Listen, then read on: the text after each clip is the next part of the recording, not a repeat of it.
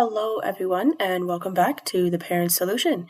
This is episode 19 today, and today I'm going to be discussing the academic fallout that can happen from emotional distress and how we as parents and educators can try to remedy that situation or find some solutions for our kids.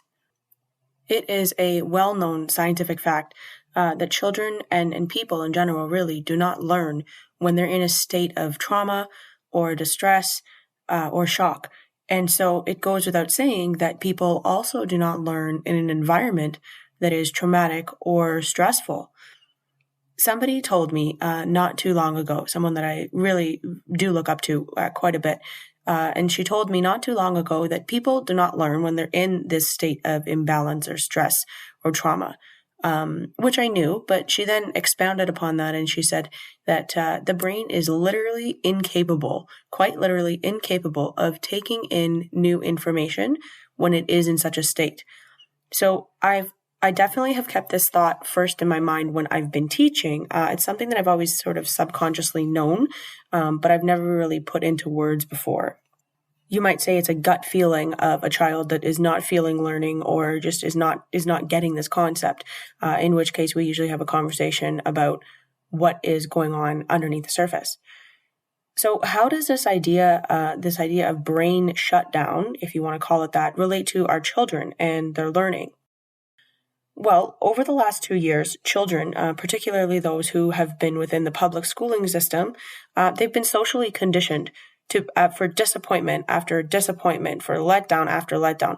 Now, I'm not a psychologist, I'm not a counselor, but I don't need to be an expert to see with my own eyes and speak from my own experience about what this is doing and has done to children's emotional well-being.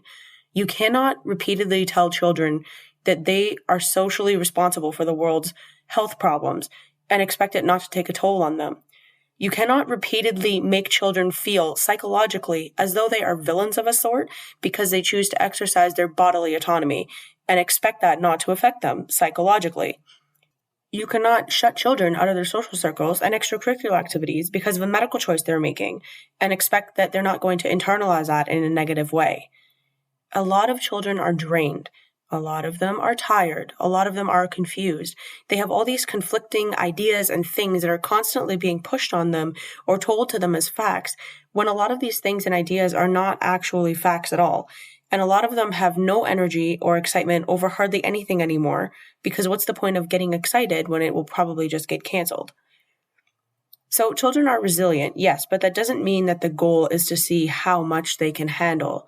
As a parent or an educator, you want your child, your children, or your students to be strong and independent human beings, but you really don't want them to have the entirety of the world thrown onto their shoulders and all of that responsibility on them.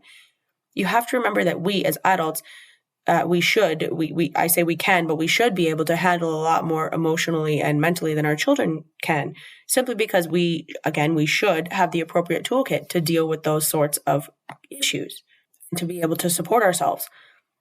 And so what is the solution to all of this? It's obviously a very large scale problem. How do we fix the damage that's been done to our children and even to adults, really, but particularly to our children psychologically over the last 2 years? I'm sure there are varying different opinions on what exactly to do. This is my opinion. You don't fix it. You can't fix it. Not right away, because healing takes time. It takes dedication, it takes strength, and it takes perseverance. It takes this sort of innate knowledge of oneself and one's traumas and one's behavioral tendencies. A lot of these things our children don't have. They don't have the dedication. They don't have the strength. They don't have the perseverance. And they don't have that self-awareness that's necessary for healing and for growth. That's not to say that they can't have it. They just don't have that proper toolkit because they are so young. But guess who has that toolkit? You do. As their parent or their teacher, you hopefully have that innate knowledge and guidance that you can provide for your children or for your students. You know what kids need? Grace. That's it. That's all. Speaking for myself, I can't speak for everyone else, but speaking for myself and the approach that I have taken with a lot of my students has been one of flexibility and one of adaptability.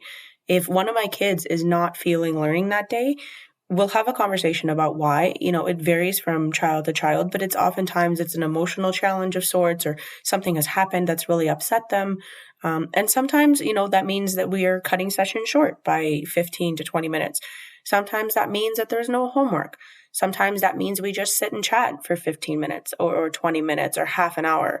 On occasion, which lately it's been more regularly than not, the session kind of turns into, learning strategies like anger management and emotional regulation, and a deeper understanding of cognitive function for us as humans. Children need sympathy and understanding, especially in today's world. So if you ever have a choice, please pick that one. Because the truth of the matter is, until children are in a state where they are ready to learn, they won't learn anything. I view that as possibly the most important part of my job, preparing them to learn. Because building a world that we want for our children means building up our future itself. And that is, in all reality, our kids. As always, thank you so much for listening. Remember, this is The Parent Solution, your one-stop shop for all things educational.